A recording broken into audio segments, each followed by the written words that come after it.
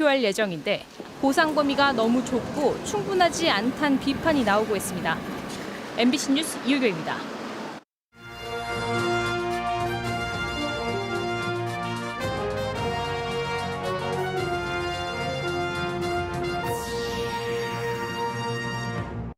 예순아홉 명의 사상자를 낸 제천 스포츠센터 화재 참사 유족 등이 충청북도에 손해배상을 요구하며 낸 소송에서 패소했습니다. 청주의 한 학교 급식실에 근무했던 5명이 암에 걸린 것과 관련해 국회가 전국 교육감들을 상대로 급식실 개선을 촉구하고 나섰습니다. 강원과 충북, 호남을 연결하는 강호축 구상의 핵심 사업인 충북선 직선화 노선을 두고 충주 지역 주민 사이에 갈등이 커지고 있습니다. 국가균형발전위원회가 청년 일자리 정책에 반영하겠다며 지역을 찾아 청년들의 목소리를 들었습니다. 청년의 관점에서 바라보라는 요구가 잇따랐습니다. 네, 시청자 여러분 안녕하십니까? 계속해서 MBC 뉴스데스크 충북입니다. 먼저 오늘 충북의 코로나19 환자 발생 현황입니다. 신규 환자는 모두 63명입니다. 지역별로는 청주 33명, 충주 8명, 제천 5명, 음성군 16명, 진천 1명입니다. 이로써 충북의 누적 환자 수는 6,750명, 누적 사망자 수는 79명입니다. 지난 2017년 69명의 사상자를 낸 제천 스포츠센터 화재 참사 이후 2년 넘도록 충청북도와 유족 측은 당시 소방의 현장 대응 책임을 두고 공방을 이어왔습니다.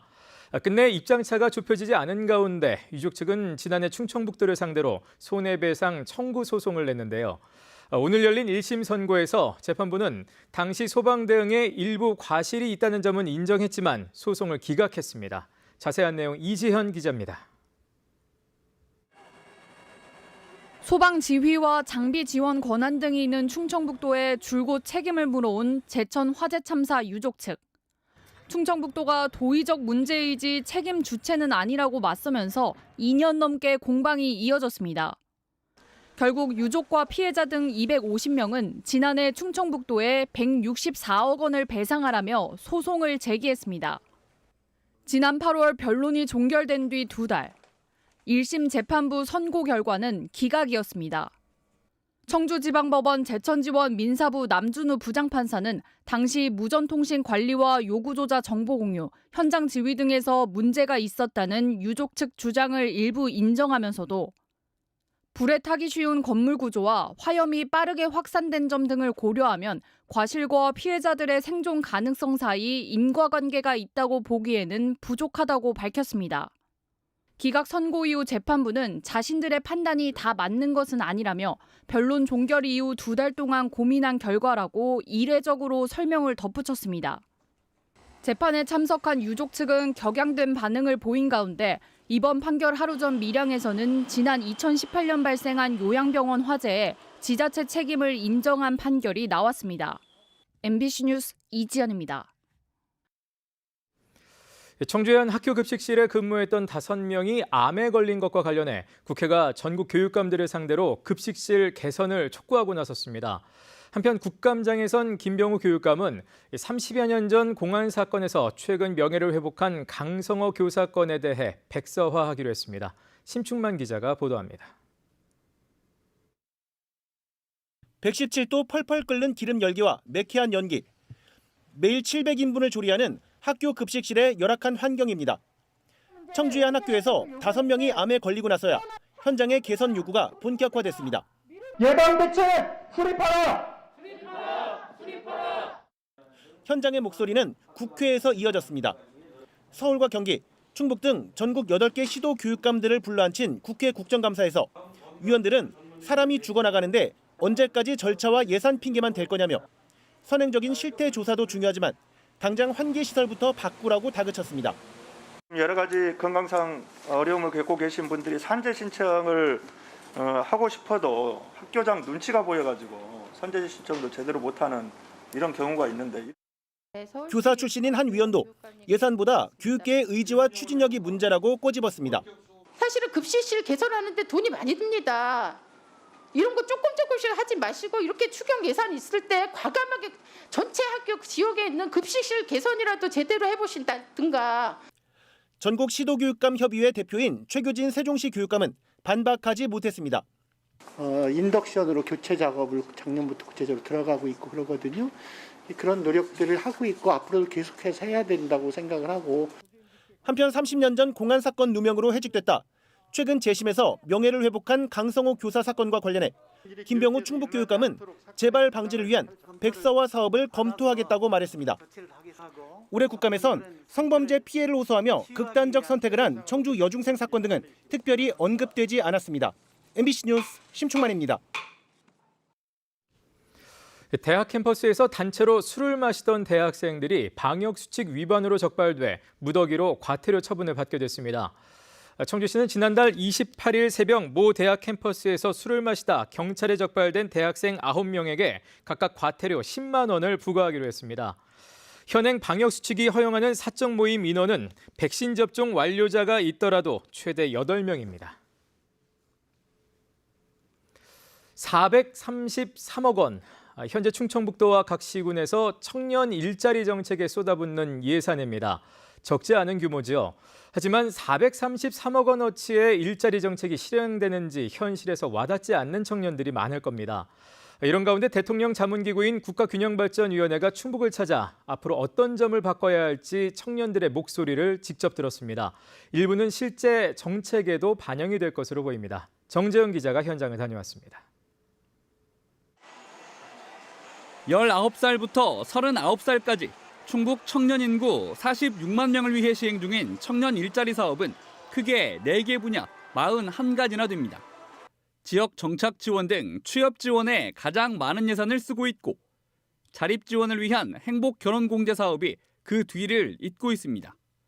다양한 사업에 적지 않은 예산이 투입되는데 왜 청년들의 체감도와 만족도는 좀처럼 상승하지 않는지 대통령 직속 국가균형발전위원회가 현장 간담회를 열어 충북 청년들을 만났습니다. 정책을 만드는 기성세대가 잘 모르는 이유, 청년들은 알고 있었습니다. 먼저 청년 정책의 결정권은 청년에게 줘야 한다는 것. 청년 문제에 관해서는 저는 청년이 직접 해야 된다는 생각을 하거든요. 왜냐하면 그들 본인이 아니라면 이 문제에 대해서 이해할 수도 없고. 눈높이에 맞지 않는 일자리만 있는 것도 외면받는 이유였습니다. 일자리 넘치죠. 생산직들이 많으니까, 공장들이 많으니까, 대기업 공장들이. 근데 안 가요. 안 간단 말이에요. 4년째 나와서 안 가요. 지원 사업들이 실적 위주로 진행돼 다양성이 확보되지 않는 데다 매년 사업이 끝나기 전에 성과를 내야 되다 보니까 이렇게 좀 인기 있는 것만 진행하게 되고 제약도 너무 많다는 불만이 터져 나왔습니다. 직업도 없고 학점은행제도 없고 그런 고졸 청년 여성을 충북 내에서만 찾아서 그분들한테 오라고 해야 되거든요. 자금난을 겪는 청년 창업자들이 채용을 늘릴 수 있게 일정 기간 고용보험을 면제해주거나 정부가 임금을 대신 내주고 나중에 갚는 정책도 요구했습니다. 나라에서 지자체에서 먼저 월급을 지불해주고 그 다음에 기업에서 받는다든지 그렇게 보증제를 운영. 신입생 때부터 대학 취업 교육을 강화해달라는 등의 다양한 목소리가 더해졌고 충청북도와 국가균형발전위원회는 일부를 선별해 향후 정책에 담겠다고 약속했습니다. 내가 대신하는 게 아니고 청년을 오게 해서 그 청년이 말하게 하고 그 청년들을 통해서 이 정책들을 만들어 가려고 저희들도 하고 있습니다. 전국을 5개 권역으로 나눠 지역 청년들을 만나고 있는 국가균형발전위는 의견을 종합해 새로운 정책 마련을 위한 대규모 연구에 기초자료로 활용할 계획입니다. MBC 뉴스 정재영입니다. 강원과 충북 그리고 호남을 연결하겠다는 강호축 구상 가운데 핵심 사업은 충북선의 직선화, 즉 고속화 사업입니다. 그런데 이 작업을 두고 충주 지역 주민 사이에 갈등이 커지고 있습니다. 국토교통부가 제시한 노선에 반대해 대체 노선을 요구하는가 하면 갑자기 대체 노선에 들어가게 된 주민들도 반발하고 나섰습니다. 무슨 일인지 허지희 기자가 살펴봤습니다. 150가구가 모여 사는 충주시 동양면의 사천마을. 최근 충북선 고속화 노선을 놓고 말 그대로 동네가 시끄러워졌습니다. 충주 도심을 피해 사천마을 주변으로 철도를 놔달라는 주장 때문입니다. 떨어지고 동네를 쭉 갈라놓는 거야. 그러면 이래가 이 사람이 이게 그짝에 편하자고 촌동네 와가지고 이렇게 막 촌사람들은 무시하는. 마을 쪽으로 철도를 놔달라고 주장하는 사람들은 충주시청 옆 금능동의 광명산, 즉 팽고리산에 시의 기부 체납할 공원을 포함해 아파트 개발을 추진 중인 한종중과 인근 일부 주민들. 이들은 팽고리산과 칠금, 목행을 지나는 현재 국토부 안대로 직선화 공사가 진행되면 개발이 무산되고 교각으로 충주 도심의 미관도 망치게 된다며 목행, 금가, 동양 쪽으로 곡선화하는 대체 노선을 들고 나왔습니다. 230, 250 가야지 고속인데 감속 구간이기 때문에 여기 아무런 의미가 없습니다. 대체 노선이 더 경제성 있다며 국토교통부를 수차례 찾아가는 등 시민들을 대상으로 국토부 노선 반대 서명까지 받고 있습니다. 이 도시를 우회해야지 도심지를 통과하는 철도는 있을 수가 없다 해서 이 시민운동으로 이걸 개최를 할 거고. 이런 움직임에 대체 노선에 든 지역 주민들이 결국 들고 일어섰습니다. 결사 반대한다. 내 땅은 안 되고 남의 땅은 된다는 지역 이기주의적인 논리인데다 직선화가 아닌 곡선화한 대체 노선은 경제성, 효용성도 떨어진다는 겁니다. 공익이 우선되어야 하는 국가 기관 사업인 철도 건설 사업에 소수의 이해 당사자들이 개발 이익을 얻고자 지역 갈등을 조장하는 파렴치한 행위를 하고 있습니다. 충북선 고속화 노선 기본계획안 고시는 내년 하반기 확정될 것으로 예상되는 상황.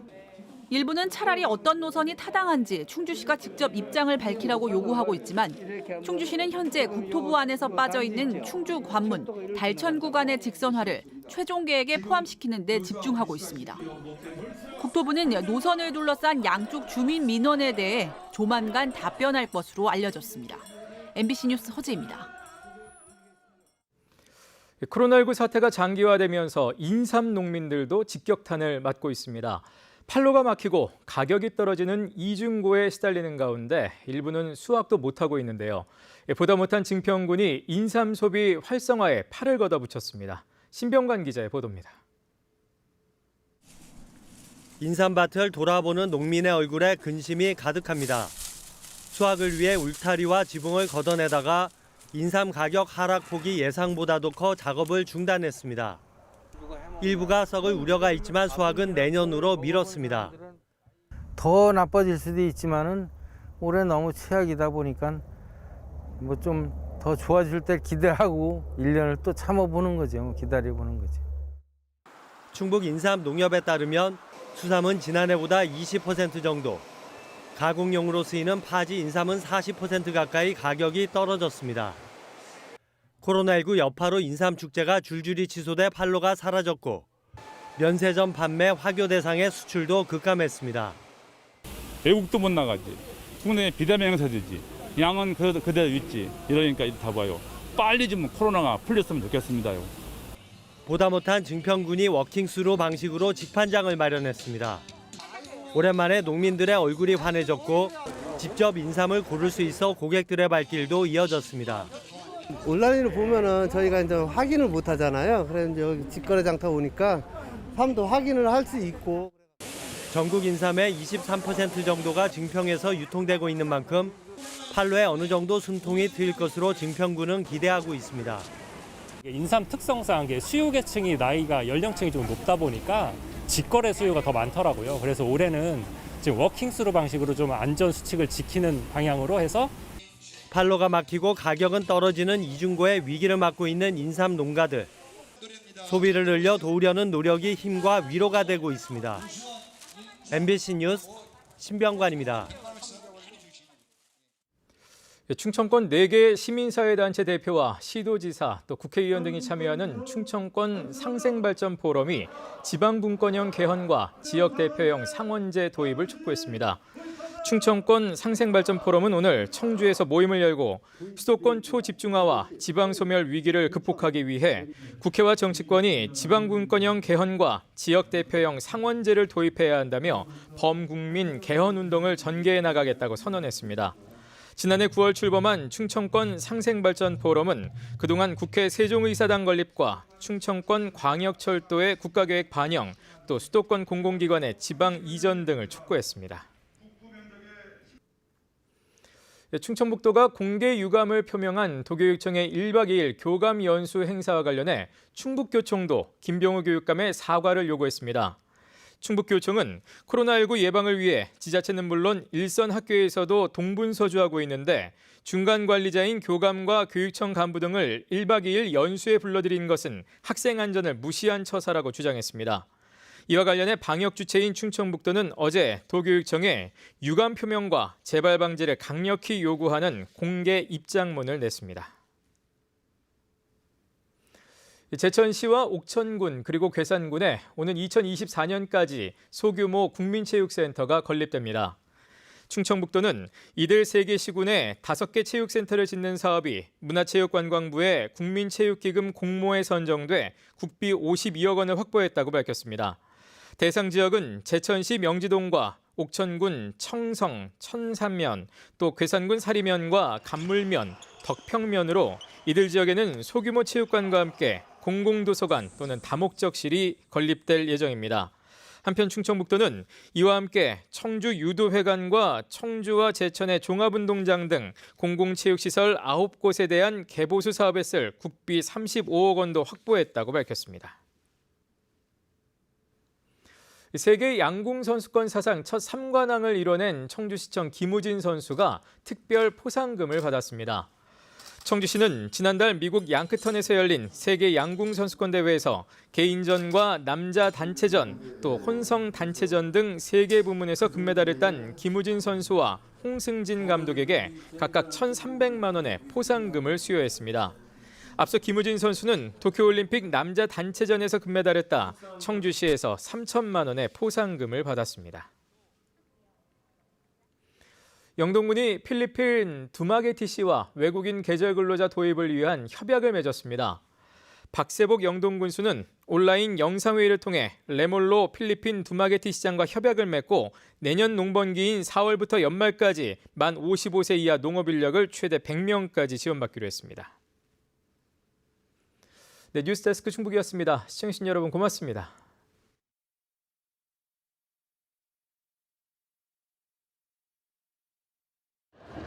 지난 6월 27일